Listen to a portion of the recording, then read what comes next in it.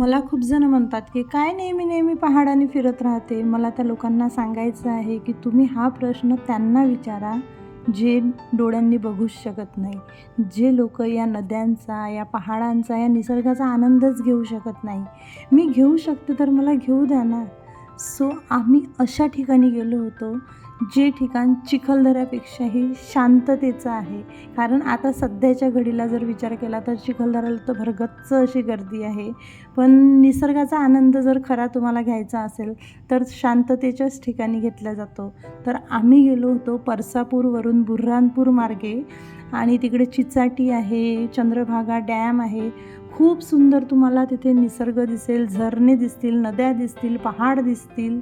हेच नाही तर तुम्हाला चिखलदऱ्याचा गाविलगडचा किल्लासुद्धा दिसेल, चिखलदऱ्याला बांधकाम चालू असलेला स्कायवॉकसुद्धा दिसेल. पण तुम्ही फक्त परसापूर मार्गे बुऱ्हाणपूर रोडनी पुढे जा, तुम्हाला सुंदर असं ठिकाण दिसेल.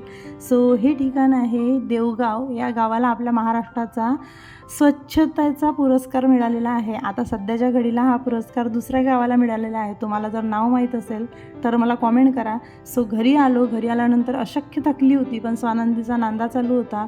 गार्डनमध्ये चल, तर गार्डनमध्ये गेली आणि अशा प्रकारे झाला दिवसाचा शेवट. बाय.